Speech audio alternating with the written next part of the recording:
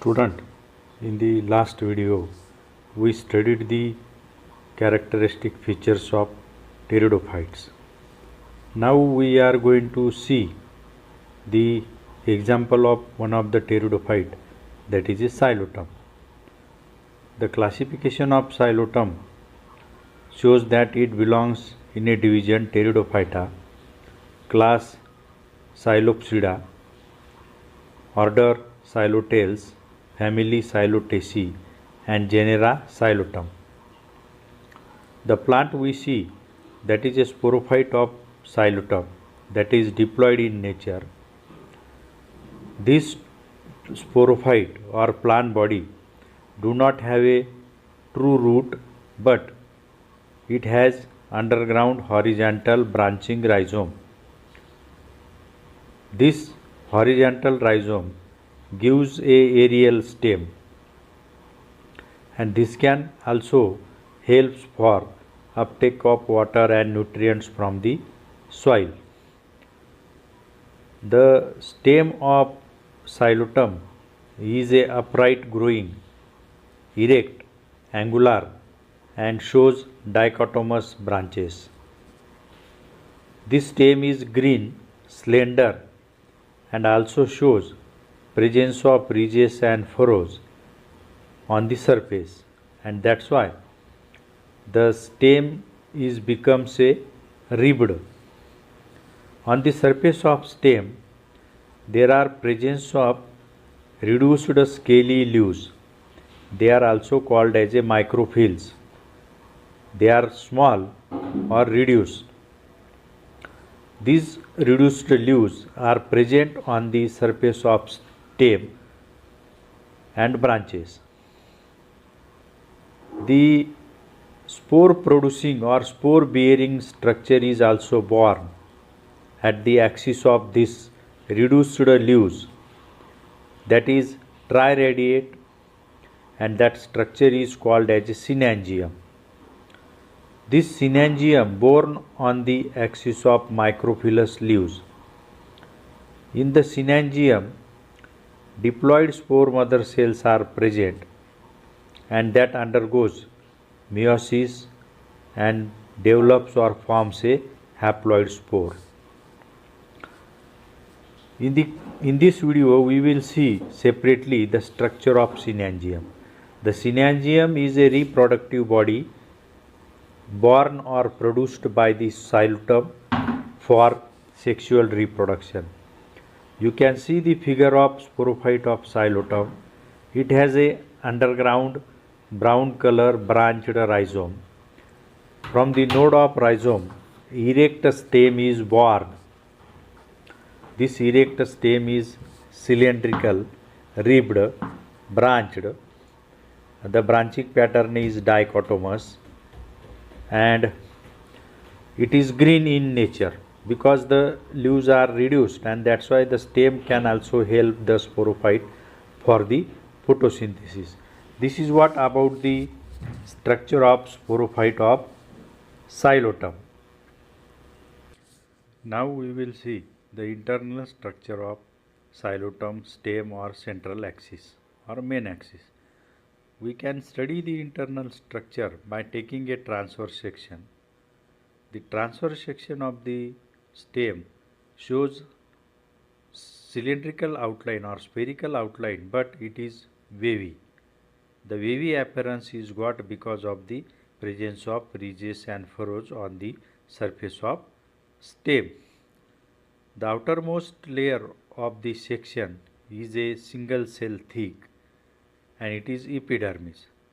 This epidermis is seen interrupted by the presence of stomata, and outside the epidermis there is a cuticle. Next to epidermis and up to endodermis there is a cortex.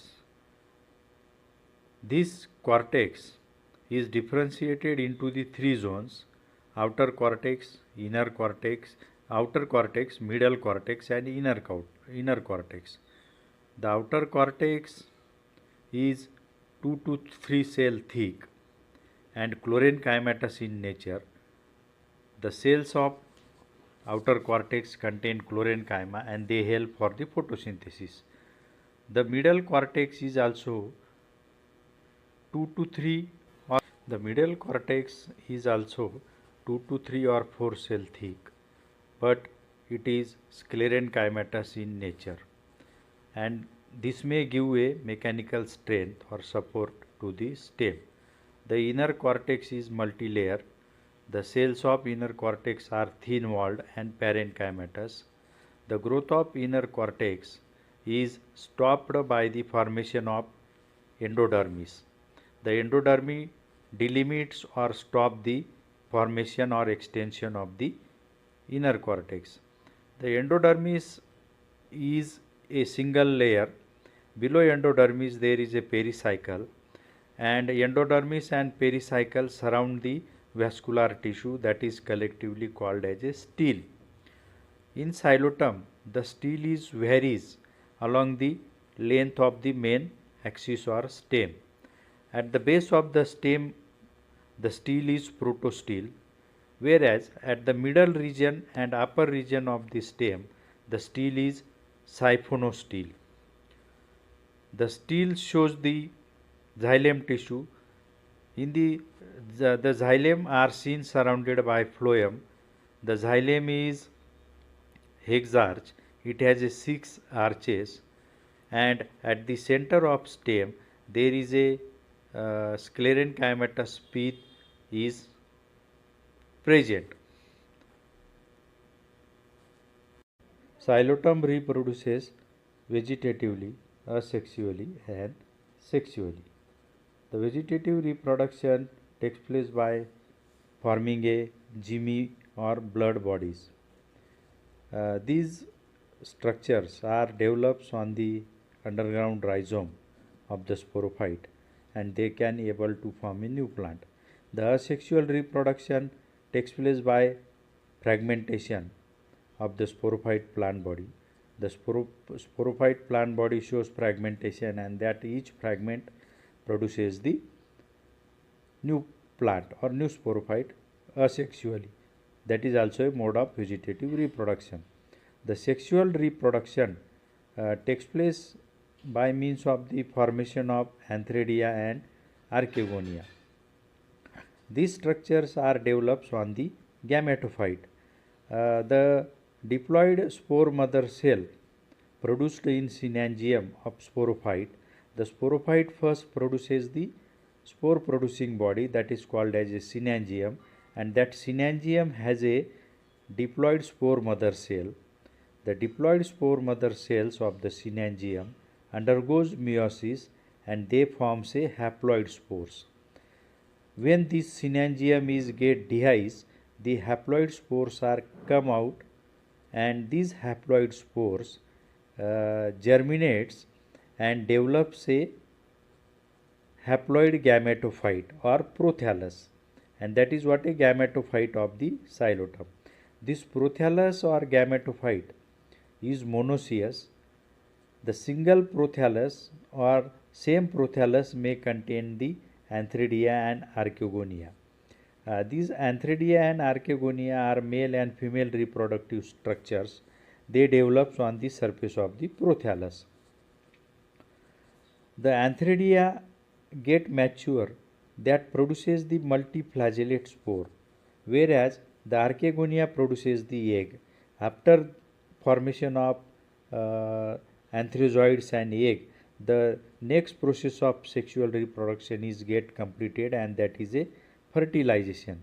In the fertilization, the multiflagellate antherozoid reaches to egg and get fused and fertilize the egg. The product of fertilization is a oospore or zygote. Here the sexual reproduction is oogamous type. After fertilization, the diploid zygote is developed, and this diploid zygote later divides and forms a embryonic sporophyte, and that is what diploid in nature, and that's why the plants see in nature that is a diploid sporophyte of Psilotum. In this way, the sexual reproduction is get completed in the Psilotum. Here The plant we see in the nature, that is a sporophyte, that plant is diploid because that develops from the diploid zygote, and this diploid zygote produces the synangium, that is a spore bearing body. This synangium produces the haploid spore, and haploid spores germinate and forms a gametophyte, and that gametophyte is called as a prothallus, and that prothallus produces the male and female gametes, and then again fertilization takes place and forms a diploid sporophyte. So in this way the sexual reproduction is get completed in the Psilotum.